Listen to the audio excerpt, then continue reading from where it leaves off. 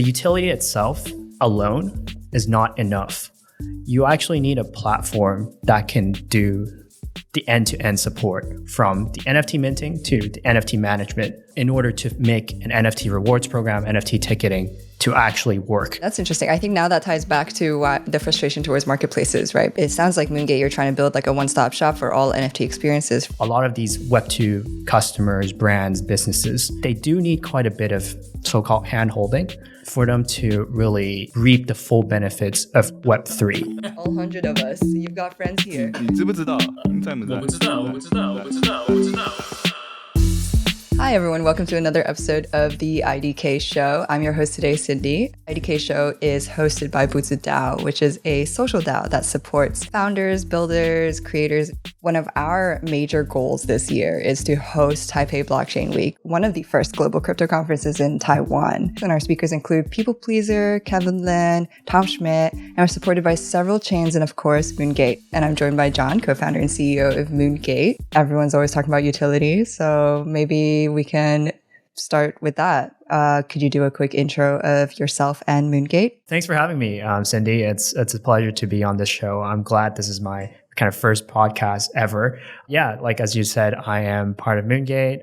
We are focused on kind of unlocking the utility inherent in NFTs, be it as NFT as a form of ticketing, NFT as a form of membership. Our tech is quite, I would say, applicable to many different applications and verticals in the real world.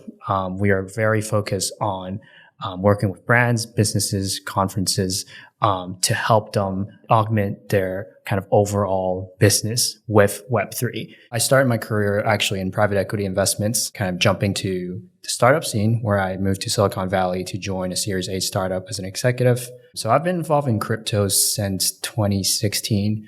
Used to do a lot of ICOs, pre-sales, cross-exchange arbitrage, etc. So by all kind of metric, I am definitely like a crypto degen.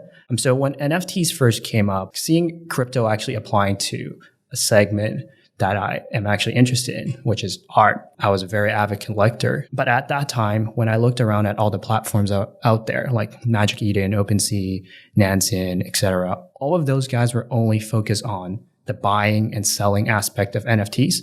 But if you think about the whole ownership journey of kind of NFTs, right, or any assets in general, the buying and selling aspect should only make up maybe less than 5%. The remaining of your ownership journey is about actually using your asset. But like none of the big guys out there were focused on the utility part. And that's why I thought, you know what, I'm incredibly frustrated as a big NFT holder to see that no one was focused on that. And so that's why I decided to just quit my very high-paying Silicon Valley job to do this full-time. Yeah, that's great. I want to dive a little bit more into utility as well, since we're talking about it, especially for NFT projects. I guess what was interesting, I think your frustration was with the marketplaces for not providing the utility, but what about, I guess, the project creators? Do you think it was maybe like a lack of resources to create utility, or is it kind of just like the trends of the market haven't reached that level yet? I think back in the days, there were a lot of projects that were realistically just pump and dump, right? They're just creating another derivative of a monkey, another ape, just to raise funds and just soft rug everyone. But at the same time, there are like selected projects that founded by kind of real founders. A lot of them are really our initial customers because they just see immediately the value that we bring.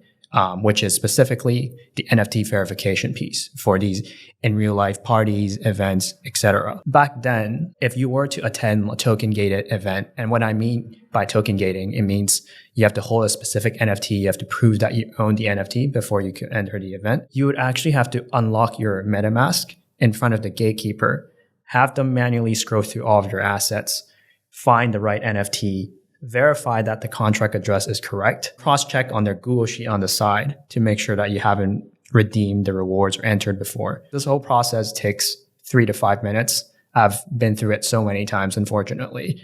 And it's just such a big kind of barrier to really more massive adoption of more, or really unlocking the utility in the space. And that was kind of the immediate problem that we tackled at Moongate.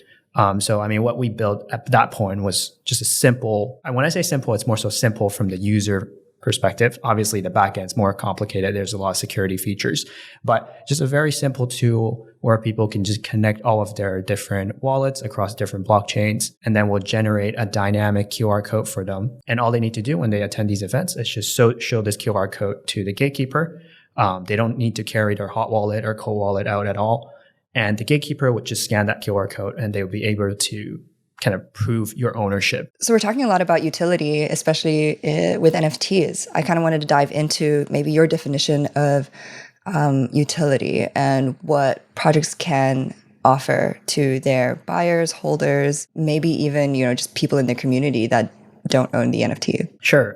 I think that's a good question. And I think there are a few layers to it. So at the beginning, the most obvious utility is just access, right? If you hold this NFT, you get to go to X, Y, Z. The next level above that is like redeemables and perks. If you hold this NFT, you can come to my restaurant and get a free drink. And I think the layer after that is like some sort of voting power. So a specific example for another customer that we're kind of talking with, they're a professional soccer team in the US, and they're trying to launch a few types of NFTs. Number one, a governance-based NFT, where if you hold this NFT, you get to vote on major kind of players, like who's going to play on the field, who should we fire, who should we hire, same with coaches. And at the same time, they would also be selling kind of NFT tickets, which acts as like season tickets. If you hold this NFT, you get access to our online stream, as well as kind of in-person games. As the market continues to evolve, there would be more applications that would come up, I think. But I think what's important to highlight is actually the utility itself alone is not enough. You actually need a platform that can do the end-to-end support from the NFT minting to the NFT management, rewards, airdrop. You just need a kind of comprehensive platform, a solution like that, in order to make an NFT rewards program, NFT ticketing, to actually work. Like I see so many solutions out there that are just focused on one segment, like NFT minting, for example. Like they just help their customers mint NFT, but post mint, that's it. They just kind of leave them. You see a lot of these big businesses or even celebrities launching an NFT project, super hyped up. There's a lot of interest for it, and people do spend like millions on it. But what ends up happening is that post mint, there's no management system of the NFT or any utility at all. And so what ends up happening is that people just think that these celebrities or businesses or brands just rug me. And that's bad. I don't think that's a sustainable trend. I do think there needs to be a solution like ours at Moongate. I think a lot of these Web2 customers, brands, businesses, they do need quite a bit of so-called hand-holding for them to really reap the full benefits of Web3. I think that's why we're so focused on building these customized solutions for different applications. And then over time, as we mature and figure out what's the best way to utilize our technology, we'll start to kind of sell that as a SaaS product going forward. Yeah, okay, that's interesting. I think now that ties back to the frustration towards marketplaces, right? It sounds like Moongate, you're trying to build like a one-stop shop for all NFT experiences. When NFTs first started, it was kind of, it's just, let's say it's the art layer. And then we started seeing people being more interested in maybe the layer before that, which is like the technology. Like, is it generated on chain? Is it using AI? And then on top of that, you start seeing utility, and we're seeing, like you said, membership, access. Azuki came out with, Phygital has existed for a little bit, but recently they launched, the skateboard using NFC tags. So we're starting to see a lot of platforms provide the tooling. What trends what kind of features are you really excited about to see in this utility/experience space? So there's a lot of features that are exciting to me. Like one thing that you mentioned is like the phygital, i.e. physical to digital bridge, which we actually also do, a physical NFC product, which actually will be applied to the badges that you guys are getting at Taipei Blockchain Week. If you tap that badge to a phone, we do the verification kind of in real time as well. So I think that phygital aspect is really cool, and it could be a really good use case for a lot of these membership clubs. So another partner of ours, they have a very big NFT community, And so they bought, I think, about 4,000 of these cards that they then distribute to their members. They just need to kind of carry this card. They don't even need their phone. They just tap this card onto our specialized kind of verifier app, and we're able to track their utility for kind of future airdrops and also verify their NFTs all in that one physical card. I think the other, I wouldn't necessarily say it's a feature, but more so an application of kind of this technology is in just like these restaurants, these F&B businesses, NFT-based rewards program. So I think a lot of these businesses, they see what Starbucks is doing, right? With the Starbucks rewards, even with the success that they've had just with the Web2 solution, they're still willing to make such a drastic update to their program to add this NFT component. I think these brands and businesses do notice the same thing. And that's why they're so interested in talking to us to explore how we're able to actually add value to them, increase their top line, drive retention, etc., using this technology. In my opinion, that's the most exciting part, like actually being able to make an impact in the Web2 space. Glad you mentioned Starbucks. I think it's a really interesting use case, and I'd love to see the results of that coming out in the next few years. Taco Bell even dropped like an NFT collection. I don't know if it had any utility, but are they trying to target new users? Is like the crypto segment a new segment to these users, to these brands that they're trying to access? Or is it kind of just adding like a new layer of interaction to pre-existing users? If I were the brand, I think first and foremost, I guess the benefit I see in integrating in Web3 is just like branding and marketing, right? If you're a big brand and you announce that you have an NFT or you're exploring crypto Twitter just goes crazy. And you just get infinite impressions and kind of publicity just from that announcement alone. So I think more and more businesses are actually starting to see more value beyond just that initial impression drive, right? I think you see like Nike with all the partnerships that they've had. I think they've made like over $100 million just from NFTs. Like those are real revenue that you're bringing to your top line. And that's why I think in a lot of these big businesses, you start to see them hiring like chief metaverse officer and just like crypto people in part of their marketing team or strategy team. I think they do see something there. My argument to them for now is that this membership piece, this loyalty piece could be that's something that they're looking for. In Taiwan, there's this restaurant called Raw. I don't know if you've heard of it or been, but the chef started experimenting with NFTs earlier this year with a similar concept. VIP membership with the NFT, you get like a free meal and then like a very special course. So it's exciting to kind of like see how that unlocks experiences. On that point, another kind of angle that we're exploring is that in Hong Kong, so I'm not based in Hong Kong, but a lot of my team members are. But in Hong Kong, there are a lot of these restaurants that are super exclusive, super hyped up. They're booked out for the next year or so. We are thinking if it makes sense to like partner with them to maybe, I guess, reserve one table at the restaurant permanently just for kind of NFT holders. So if you hold the NFT, then you could actually book that seat. And I've floated this idea with a lot of my friends in the F&B space. Some of which are the owners of these like exclusive restaurants, and they like it. Branding, but also a way to bring in a lot more kind of revenue. That's super interesting. Is it kind of like paying for the year or however much of a time, a little bit like a timeshare of a table? Yeah, so I think there are a few ways we could explore how this would work. Like one way would be just only people that hold this NFT, and I'd imagine the NFT to be pretty limited collection, maybe like 100 or something, would be able to book this table. And maybe if you booked it once this month, you can't book it for a couple of months or something like that. But at the same time, we are also exploring like a subscription basis. Like each month you pay a recurring fee. I'm going to show for them actually. There's a company called Sabera that does like crypto recurrent payment. And we're kind of exploring a potential partnership with them to see how we could integrate that into our tech to unlock even more use cases, specifically in these subscription-based memberships. Nowadays, all of these NFT memberships, they're lifetime basis, right? If you buy the NFT, you get the access, the rewards for the rest of your life. And what that means is that you end up having to pay a big chunk of capital today for that privilege.